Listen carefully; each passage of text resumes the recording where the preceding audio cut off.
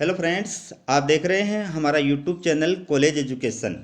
मैं आपके लिए मोस्ट इम्पोर्टेंट टॉपिक लेके आया हूँ, चीन के संविधान से रिलेटेड है। और टॉपिक का नाम है राष्ट्रीय जन कांग्रेस, जिसको नेशनल पीपुल्स कांग्रेस भी कहा जाता है। ठीक है, राष्ट्रीय जनवादी कांग्रेस या राष्ट्रीय जन कांग्रेस, उसकी रचना और शक्तियाँ, ये अपना टॉपिक है।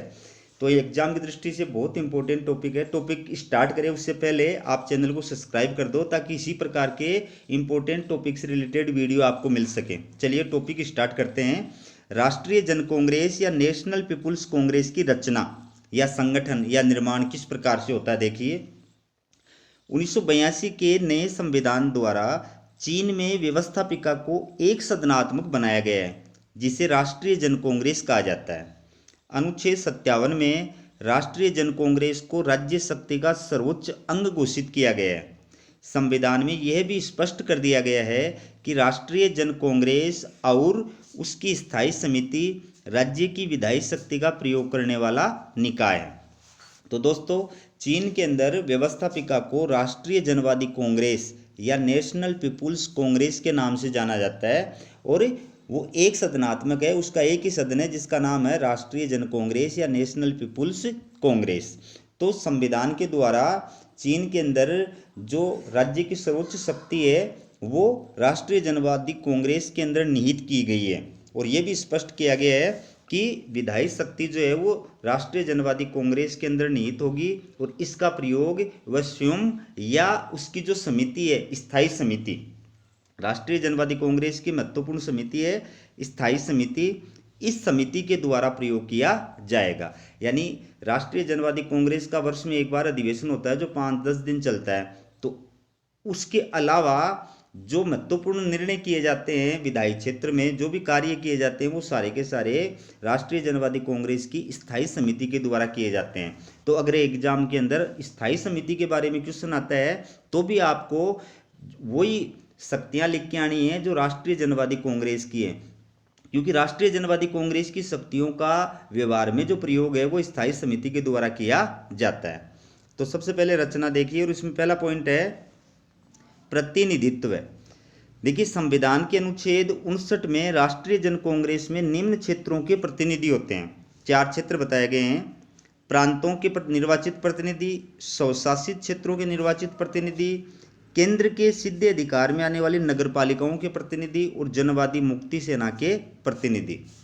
तो वहाँ जो व्यवस्थापिका है यानी राष्ट्रीय जनवादी कांग्रेस है, उसको उसके अंदर प्रतिनिधित्व प्रदान करने के लिए अलग अलग क्षेत्र निर्धारित किए गए हैं। तो प्रांतों के प्रतिनिधि चुन के जाते हैं, स्वशासित क्षेत्रों के प्रतिनिधि चुन के जाते हैं, और केंद्र के सीधे अधिकार में आने वाली नगर पालिकाओं के प्रतिनिधि चुन के जाते हैं। इसके अलावा जो सेना के अंदर राष्ट्रीय जनवादी मुक्ति सेना के अंदर से भी और प्रतिनिधि चुन करके जाते हैं। तो इतने क्षेत्रों को वहाँ पर राष्ट्रीय जनवादी कांग्रेस में प्रतिनिधित्व प्रदान किया गया है।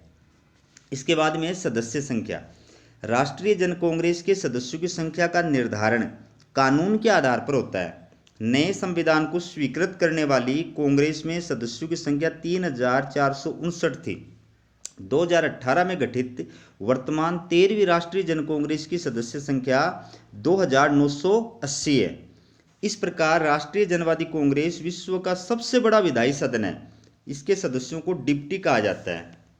तो राष्ट्रीय जनवादी कांग्रेस की जो सदस्य संख्या है उसका निर्धारण कानून के अकॉर्डिंग होता है। संविधान के द्वारा ये पावर राष्ट्रीय जनवादी कांग्रेस को प्रदान किया गया है कि वो कानून बना करके और सदस्य संख्या निर्धारित कर सकती है। इसलिए इसकी सदस्य संख्या वो है घटती बढ़ती रहती है। तो वर्तमान में 18वीं राष्ट्रीय जनवादी कांग्रेस कार्य कर रही है।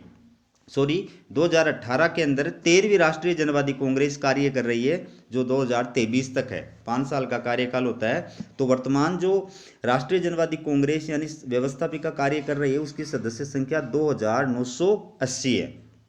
तो राष्ट्रीय जनवादी कांग्रेस जो है वो विश्व का सबसे बड़ा विधायी सदन है। यानी जितनी भी दुनिया के अंदर व्यवस्थापिकाएं हैं उनकी जो सदस्य संख्या है उसमें सबसे अधिक सदस्य संख्या वाली जो व्यवस्थापिका है वो चीन की राष्ट्रीय जनवादी कांग्रेस है। और इसके जो सदस्य हैं उनको डिप्टी कहा जाता है। याद रखना, जैसे अपने देश में सांसद कहा जाता है, एमपी कहा जाता है, वैसे चीन के अंदर राष्ट्रीय जनवादी कांग्रेस के सदस्यों को डिप्टी कहा जाता है। अब निर्वाचन। राष्ट्रीय जन कांग्रेस के प्रतिनिधियों का निर्वाचन वयस्क मताधिकार के आधार पर गुप्त मतदान द्वारा होता है। उपयुक्त सभी क्षेत्रों में जनता द्वारा निर्वाचित जन कांग्रेस के द्वारा राष्ट्रीय जन कांग्रेस के सदस्यों का चुनाव किया जाता है। तो जैसे अपने यहाँ लोकसभा के जो सदस्य होते हैं तो अलग अलग लोकसभा निर्वाचन क्षेत्र बनाए गए हैं देश के अंदर, और प्रत्येक लोकसभा निर्वाचन क्षेत्र से जनता के द्वारा प्रत्यक्ष रूप से चुने जाते हैं। तो चीन में ऐसा नहीं है। चीन के अंदर क्या है कि अभी जो ऊपर आपने 5 जो क्षेत्र पढ़े थे ना, कि केंद्र के सीधे नियंत्रण वाले नगर पालिका है, स्वशासी प्रदेश है, प्रांत है, ठीक है, और सेना के अंदर जो क्षेत्र है, ये अलग अलग जो क्षेत्र है, इन क्षेत्रों में क्या है, जनता के द्वारा निर्वाचित जन कांग्रेस है, ठीक है। जन समितियां बोल दो चाहे जन कांग्रेस बोल दो, ये जनता के द्वारा प्रत्यक्ष रूप से निर्वाचित सभाएं हैं जन कांग्रेस। तो जन कांग्रेस के सदस्यों के द्वारा उस क्षेत्र के डिप्टियों का चुनाव किया जाता है, ठीक है। फिर है योग्यताएं, यानी राष्ट्रीय जनवादी कांग्रेस का चुनाव लड़ने के लिए व्यक्ति में क्या क्या योग्यताएं होनी चाहिए। तो देखिए, राष्ट्रीय जन कांग्रेस का चुनाव लड़ने के लिए व्यक्ति में निम्न योग्यताएं अपेक्षित हैं। पहली, वह जनवादी चीन का नागरिक होना चाहिए। दूसरी, उसकी आयु 18 वर्ष या इससे अधिक होनी चाहिए। तीसरी, वह पागल नहीं होना चाहिए। चौथी, वह न्यायालय से दंडित नहीं होना चाहिए। और पांचवी, वह साम्राज्यवादी, पूंजीपति तथा सामंत नहीं होना चाहिए। ये योग्यताएं हैं।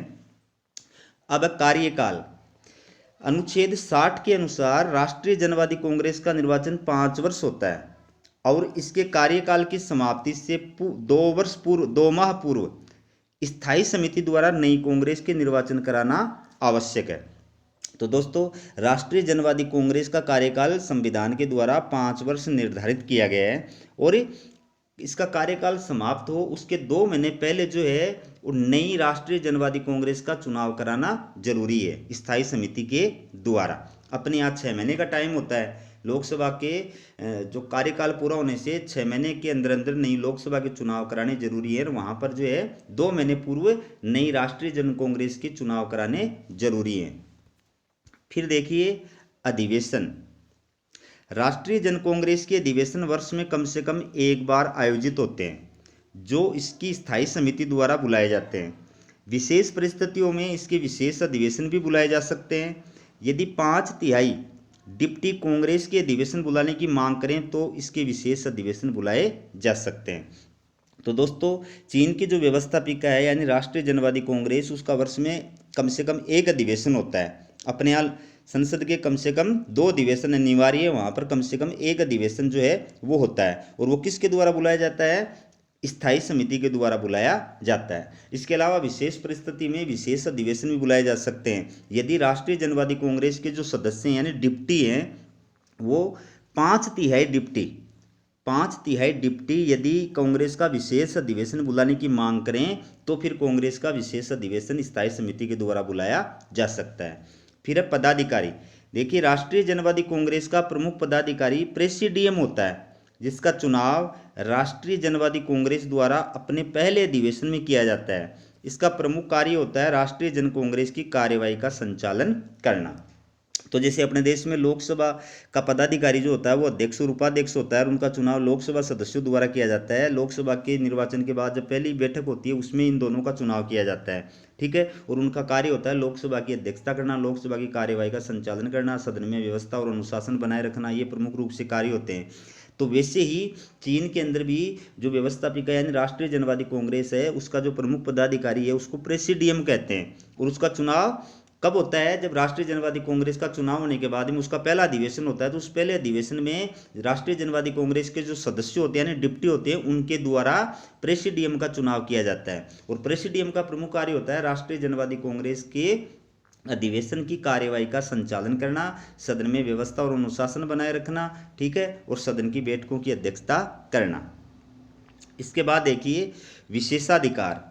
राष्ट्रीय जन कांग्रेस के सदस्यों को कुछ विशेष अधिकार भी प्राप्त होते हैं, जैसे किसी भी सदस्य को कांग्रेस की पूर्व अनुमति के बिना न तो गिरफ्तार किया जा सकता है और न ही उस पर मुकदमा चलाया जा सकता है। तो जैसे अपने यहाँ संसद के सदस्यों को विशेषाधिकार प्राप्त होते हैं वैसे ही चीन के अंदर राष्ट्रीय जनवादी कांग्रेस के सदस्यों को यानी डिप्टियों को भी विशेषाधिकार प्राप्त होते हैं। जैसे उनको जो है कांग्रेस की यानी राष्ट्रीय जनवादी कांग्रेस की अनुमति के बिना यानी प्रेसिडियम की अनुमति के बिना गिरफ्तार भी नहीं किया जा सकता और उन पर कोई केस भी दायर नहीं किया जा सकता है। ये तो थी राष्ट्रीय जनवादी कांग्रेस की संगठन संरचना या रचना या गठन। ठीक है, अब है राष्ट्रीय जन कांग्रेस की शक्तियां और कार्य। ठीक है, पहला है विधायी शक्तियां। विधायी शक्तियों का मतलब विधि निर्माण की शक्ति। राष्ट्रीय जन कांग्रेस और उसकी स्थायी समिति चीन की विधायी शक्ति का प्रयोग करने वाला सर्वोच्च निकाय है। ये फौजदारी, दीवानी तथा राज्य के विविध अंगों से संबंधित मूलभूत कानूनों का निर्माण और संशोधन करती है। चीन में एकात्मक शासन होने के कारण राष्ट्रीय जन कांग्रेस की कानून निर्माण शक्ति पर कोई प्रतिबंध नहीं है और वह किसी भी विषय पर कानून निर्माण कर सकती है। तो दोस्तों, संविधान के द्वारा चीन में विधि निर्माण की जो शक्ति है, जो पावर है, वो किसको दी गई है? राष्ट्रीय जनवादी कांग्रेस को दी गई है। और राष्ट्रीय जनवादी कांग्रेस की अनुपस्थिति में ये कार्य उसकी स्थायी समिति के द्वारा किया जाता है। तो चीन में विधि निर्माण की सर्वोच्च संस्था जो है वो राष्ट्रीय जनवादी कांग्रेस है। और वो किसी भी विषय पर, जैसे फौजदारी विषयों से रिलेटेड, फौजदारी का मतलब होता है हत्या, अपहरण, मारकाट, किडनैपिंग, रेप, ठीक है, आगजनी, लूट खसोट, इनसे रिलेटेड विषयों से संबंधित कोई कानून बनाना है या विद्यमान कानून में संशोधन करना है तो वो राष्ट्रीय जनवादी कांग्रेस करेगी। इसके अलावा दीवानी कोई मामला है, जैसे तलाक है, विवाह है, गोदनामा है, उत्तराधिकार है, इनसे रिलेटेड अगर कोई कानून बनाना है या विद्यमान कानून में संशोधन करना है तो राष्ट्रीय जन कांग्रेस करेगी और उसकी अनुपस्थिति में उसकी स्थायी समिति करेगी।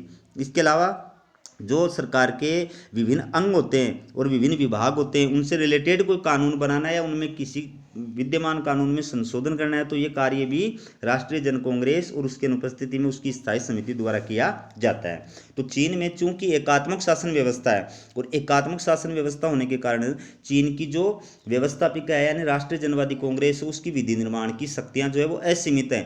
मतलब वो पूरे देश के लिए कानून निर्माण करती है और उसके कानून बनाने की शक्ति पर कोई प्रतिबंध नहीं है। वो किसी भी विषय पर कानून का निर्माण कर सकती है और उसके द्वारा बनाए गए कानून को वहाँ का जो सुप्रीम कोर्ट है, जिसको राष्ट्रीय जन न्यायालय कहा जाता है, उसके द्वारा भी रद्द नहीं किया जा सकता है। फिर दूसरा है निर्वाचन संबंधी शक्तियां।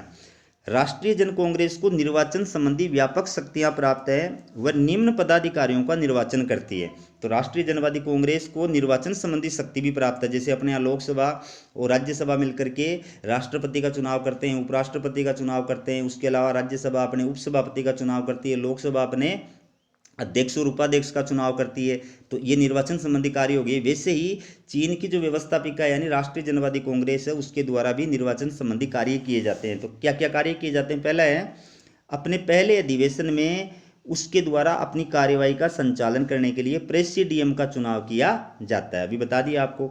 वह चीन के राष्ट्रपति तथा उपराष्ट्रपति का निर्वाचन करती है। चीन का राष्ट्रपति और उपराष्ट्रपति किसके द्वारा निर्वाचित किए जाते हैं? राष्ट्रीय जनवादी कांग्रेस के द्वारा। राष्ट्रपति की सिफारिश पर राज्य परिषद के प्रधानमंत्री तथा उप प्रधानमंत्री का चयन करना। राज्य परिषद, वहां पर कार्यपालिका को क्या बोलते हैं? राज्य परिषद बोलते हैं। और उसका प्रधानमंत्री और उप प्रधानमंत्री और मंत्री जो होते हैं वो सदस्य होते हैं। ठीक है, तो इन सभी का चुनाव राष्ट्रपति की सिफारिश पर राष्ट्रीय जनवादी कांग्रेस के द्वारा किया जाता है। इसके अलावा स्टेट काउंसिलर, मंत्रालयों के प्रभारी मंत्रियों, ऑडिटर जनरल तथा स्टेट काउंसिल के जनरल सेक्रेटरी आदि का चयन। तो ये जितने भी पदाधिकारी हैं, इन सभी पदाधिकारियों का चुनाव राष्ट्रीय जनवादी कांग्रेस के द्वारा किया जाता है। ठीक है, अगर स्थायी समिति का क्वेश्चन आता है तो आपको ये सभी शक्तियां जो हैं वो स्थायी समिति की लिखनी है।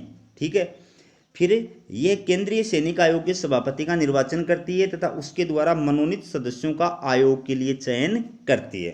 तो जो चीन के अंदर सेना पर नियंत्रण रखने वाला और सेना को ऑर्डर देने वाला सर्वोच्च जो आयोग है वो है केंद्रीय सैनिक आयोग। और इसका जो सभापति होता है वो राष्ट्रपति होता है। तो इसके सभापति का चुनाव करने का कार्य राष्ट्रीय जनवादी कांग्रेस करती है, प्लस इसके जो सदस्य होते हैं उनका चयन भी राष्ट्रीय जनवादी कांग्रेस के द्वारा ही किया जाता है।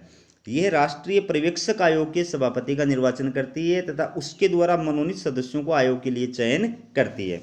तो ये जो आयोग है राष्ट्रीय पर्यवेक्षक आयोग, राष्ट्रीय जांच आयोग बोल दो चाहे राष्ट्रीय निगरानी आयोग बोल दो, इसका जो सभापति होता है इसका चुनाव भी राष्ट्रीय जनवादी कांग्रेस के द्वारा किया जाता है। और फिर सभापति के द्वारा जो सदस्य मनोनीत किए जाते हैं उनका चयन भी राष्ट्रीय जनवादी कांग्रेस के द्वारा ही किया जाता है। ये सर्वोच्च जनवादी न्यायालय के सभापति का निर्वाचन करती है। चीन का जो सर्वोच्च न्यायालय उसको बोलते हैं सर्वोच्च जनवादी न्यायालय। तो उसका जो सभापति होता है, अपने यहाँ उसको मुख्य न्यायाधीश बोलते हैं, वहाँ पर सभापति बोलते हैं। तो उसका निर्वाचन प्लस अन्य जो न्यायाधीश होते हैं उसका निर्वाचन भी राष्ट्रीय जनवादी कांग्रेस के द्वारा ही किया जाता है। यह सर्वोच्च जनवादी प्रोक्यूरेटोरेट के प्रोक्यूरेटर जनरल का निर्वाचन करती है। ये वहाँ पर न्यायिक पद है, प्रोक्यूरेटर जनरल। अपने यहाँ जैसे महान्यायवादी का पद होता है, वैसे वहाँ पर प्रोक्यूरेटर जनरल का पद होता है। तो इसका निर्वाचन भी उसी के द्वारा किया जाता है। अगला जो कार्य है वो है पदच्युति संबंधी शक्तियाँ, यानी पद से हटाने की शक्तियाँ। तो उपयुक्त सभी पदाधिकारियों को पद से हटाने की शक्ति भी राष्ट्रीय जन कांग्रेस को ही प्राप्त है। तो ऊपर जितने भी आपने 8 मतलब निर्वाचन संबंधी शक्तियां पढ़ी है राष्ट्रीय जन कांग्रेस की, राष्ट्रीय जन कांग्रेस जिन पदाधिकारियों को निर्वाचन करती है, ऊपर आपने पढ़ा है ना, जिन पदाधिकारियों का निर्वाचन करती है, उन सब पदाधिकारियों को हटाने का अधिकार भी राष्ट्रीय जनवादी कांग्रेस को है। तो अगर ये क्वेश्चन एग्जाम में आता है तो तीसरे पॉइंट में आपको ऊपर वाले सारे पॉइंट लिखने हैं कि इन पदाधिकारियों को हटाने का अधिकार राष्ट्रीय जनवादी कांग्रेस को प्राप्त है। फिर है संविधान संशोधन की शक्ति। चीन के नए संविधान में संशोधन करने का अधिकार भी राष्ट्रीय जन कांग्रेस को प्राप्त है। यह संविधान में किसी भी प्रकार का संशोधन कर सकती है। इसके साथ ही इसे संविधान के क्रियान्वयन का निरीक्षण करने का भी अधिकार प्राप्त है। तो चीन की राष्ट्रीय जनवादी कांग्रेस को संविधान संशोधन की शक्ति भी प्राप्त है। चीन के संविधान में किसी भी प्रकार का संशोधन करना है, परिवर्तन करना है, वो कार्य राष्ट्रीय जनवादी कांग्रेस के द्वारा किया जाता है। इसके साथ साथ में राष्ट्रीय जनवादी कांग्रेस संविधान की क्रियान्वयन पर भी नजर रखती है, निगरानी रखने का कार्य करती है कि संविधान का सही प्रकार से पालन हो रहा है कि नहीं हो रहा है, संविधान के अकॉर्डिंग देश के शासन का संचालन हो रहा है कि नहीं हो रहा है, उसकी मॉनिटरिंग करने का कार्य राष्ट्रीय जनवादी कांग्रेस द्वारा किया जाता है।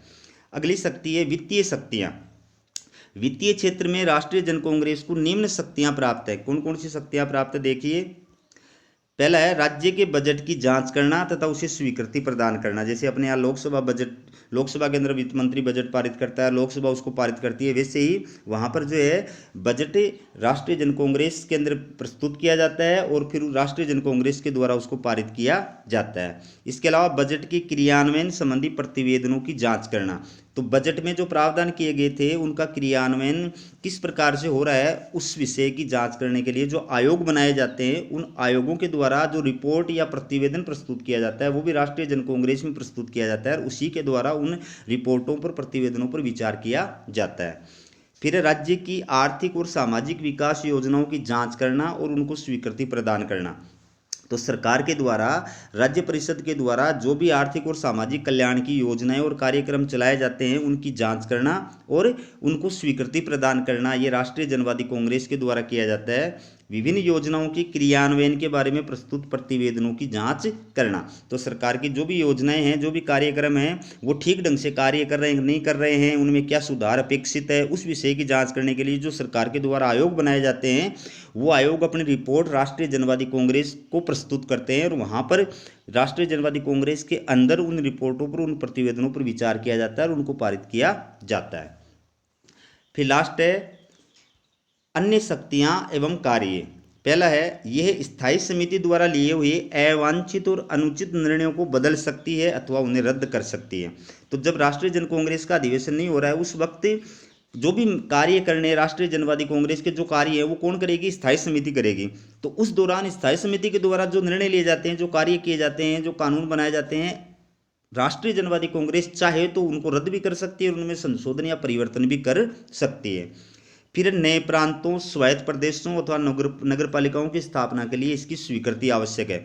देश में कोई भी नए राज्य का निर्माण करना है या नए स्वायत्त शासी प्रदेशों की स्थापना करनी है, एंटोनोमस बॉडी, या नई नगर पालिकाओं की स्थापना करनी है, तो सरकार तभी कर सकती है जब राष्ट्रीय जनवादी कांग्रेस में उस विधेयक को पारित कर दिया जाए।